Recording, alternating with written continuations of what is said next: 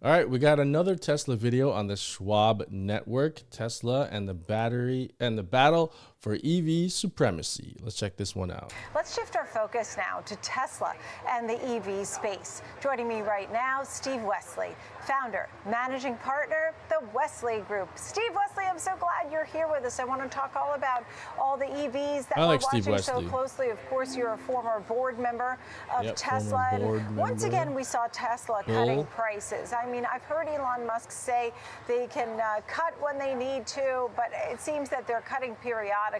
What do you think is behind that, and where does it fit into the EV space? I think it's a good thing that they're cutting prices in China. They are dominating right now. They can afford to cut prices because their margins are they have super high margins compared to the rest of the auto industry. So they can afford to drop prices and put the squeeze on the other companies even more so. So I think it's a good thing that they're cutting prices. It's not a bad thing. It's a good thing because the other companies, if they drop their prices even more, they're going to be, so most EV companies, well, legacy auto and pure EV companies are losing money, except for BYD. Most of them are losing money on every sale. So if Tesla drops the price, they're still making profit. And then the other companies have to drop their price even more and they'll lose even more money.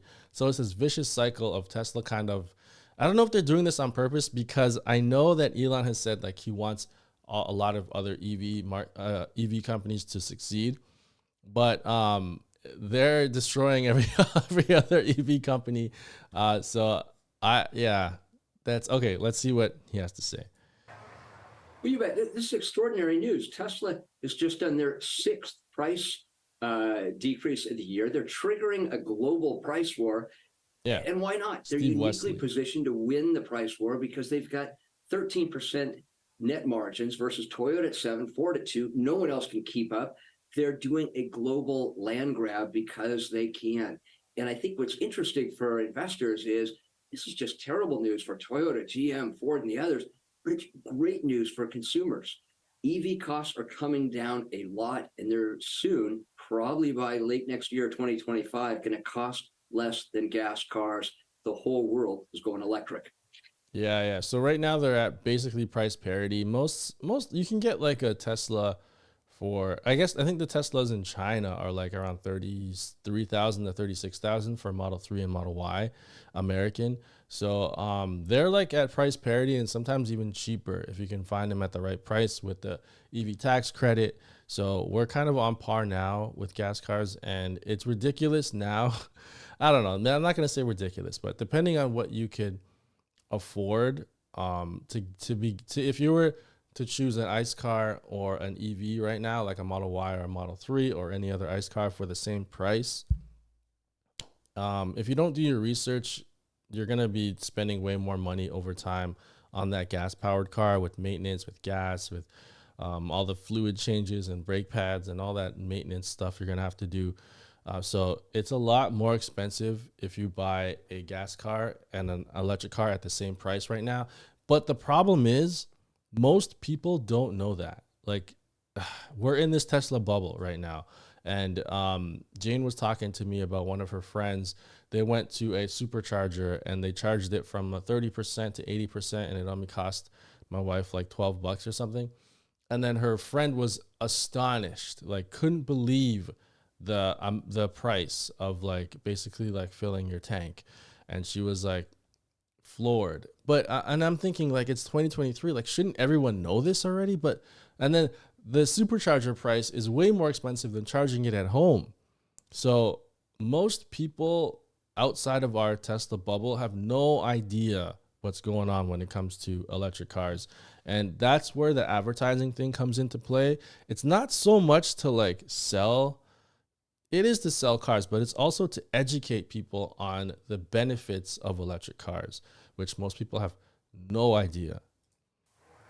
Right, understood. In the meantime, I was reading in Barron's over the weekend, and they were talking about the competition in the space and actually noting that BYD has been taking market share and actually at 37, to the tune of about 37%, 4 times Tesla, leaving competitors like Li Auto, XPeng, and NIO in the dust.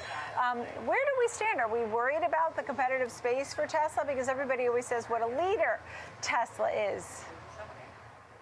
Look, the whole world's going electric. Tesla's the king of the hill. They just delivered 466,000 cars in Q2, $25 billion, on track to do 2 million cars this year, $100 billion in revenue. The Model Y is the best-selling car in the world, and they're about to launch the Cybertruck.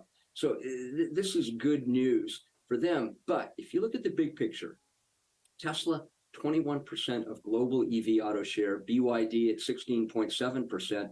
But rounding out the top five, 2 other Chinese companies, GAC at 6%, Volkswagen at 4.7%, and SAIC. So 3 of the top 5 selling EV brands globally are Chinese. There's a changing of the guard here. Yeah. Take some water. There's so much going on. We had a great conversation with the chief financial officer of General Motors today. They're doing their push in EVs. There's concern about a strike by the UAW. They talked about how much inventory that they have to keep on hand in case of a strike. Where does that fit in for the Tesla picture? Could one man's problem be another man's win here?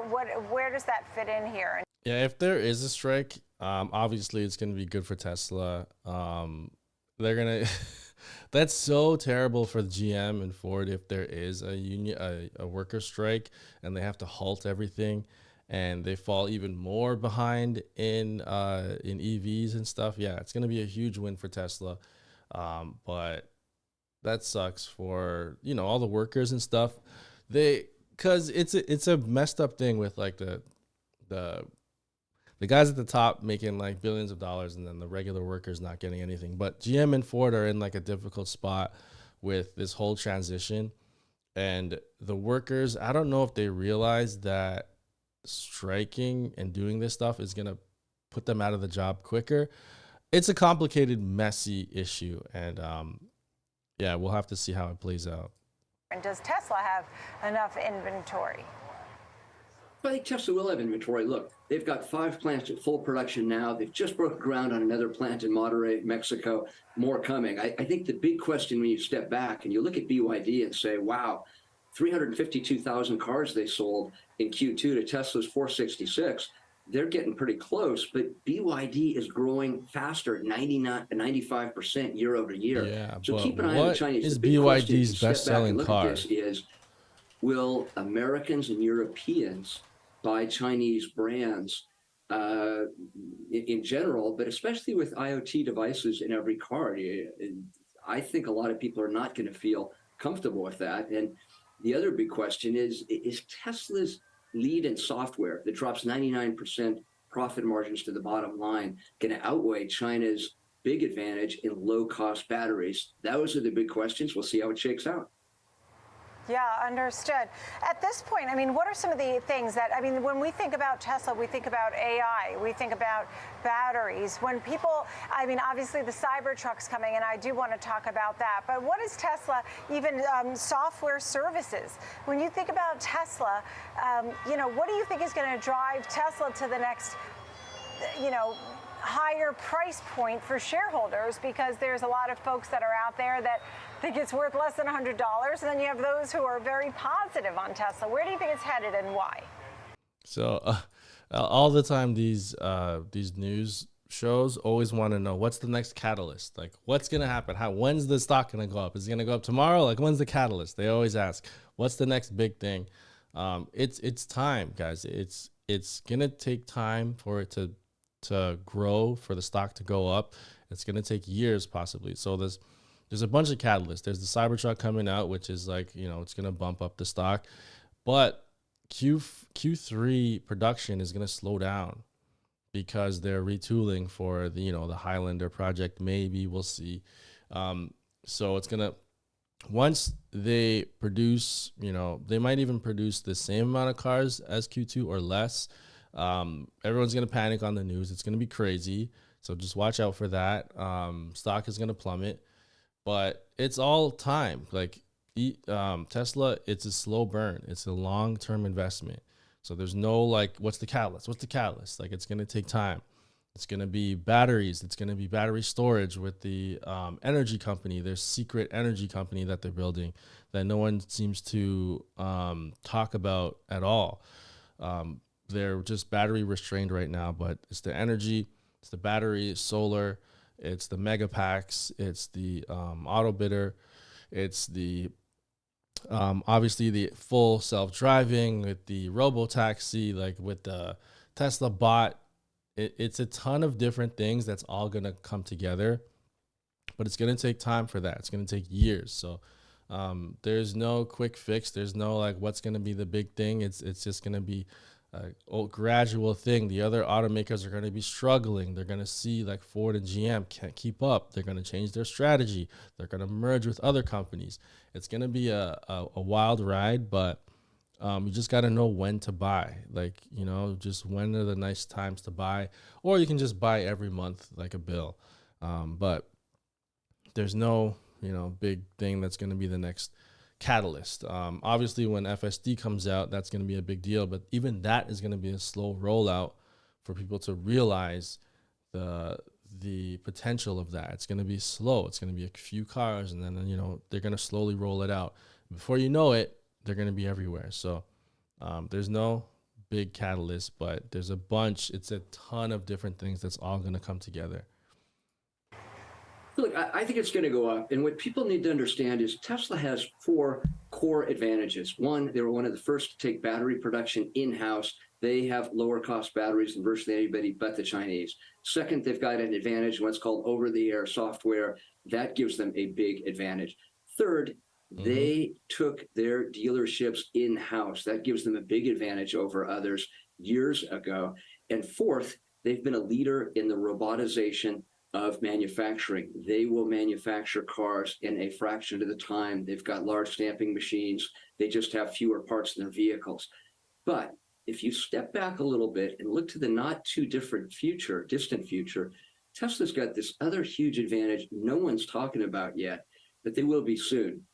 Tesla deployed 3.7 gigawatts of energy storage in Q2. Energy, good. That's enough to power all the homes in Chicago and Los Angeles. Their mega pack batteries combined with their AutoBiddo software enables them Hold on, that's enough to power all the houses in Chicago and Los Angeles? Is that what he just said? Batteries combined with their AutoBiddo software enables them to provide turnkey solutions. Hold on. Tesla deployed 3.7 gigawatts of energy storage in Q2.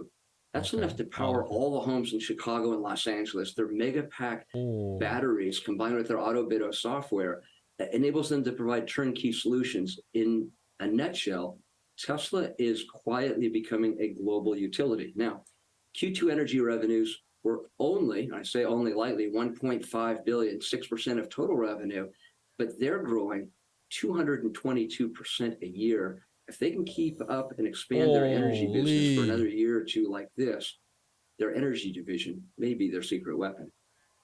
Ooh, okay. Yeah, Elon has said, it's going to be as big as the car. So the energy division is going to be, that's awesome. I was just talking about that. So Elon said that the energy with the mega packs and the solar and the power walls, that whole thing is going to be as big as the cars. So they're secretly becoming a utility company. But yeah, no one, I guess, yeah, he's talked about it. That's great. So, but still, even though he talked about it, people are still going to not think about it, but it's growing over 200% a year. That's insane. I think that once we have provinces and cities and stuff in Canada, I'm Canadian. But once they start to see the money they could save off using a mega pack or using a peaker plant, they see the money they can save. It's a no-brainer to go with the mega packs. But currently, Tesla is battery restrained, so that's why they could possibly grow their energy business way more than that, but they don't have enough batteries. So and then they have to sell the cars as well, and then the Cybertruck, and then so their battery restraint, they can grow even faster because it is such a money saver to have mega packs combined with wind and solar rather than peaker plants. So yeah, that's going to be a secret weapon. If they're growing over 200% a year, they do that, like he said, for a couple more years, and they keep growing and growing and growing.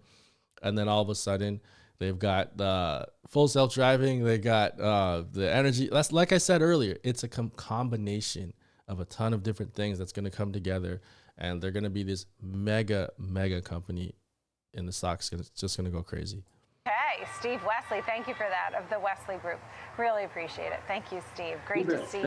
All right, Steve Wesley, good job, buddy. That was a really good interview there, shedding some light on what's going on with Tesla, talking about the energy, the secret weapon, the energy company that they have, the utility company. So that's really huge, and I'm really glad he brought that up. So make sure to subscribe to the channel, hit that like button if you like more Tesla videos coming at you, and I'll see you next time.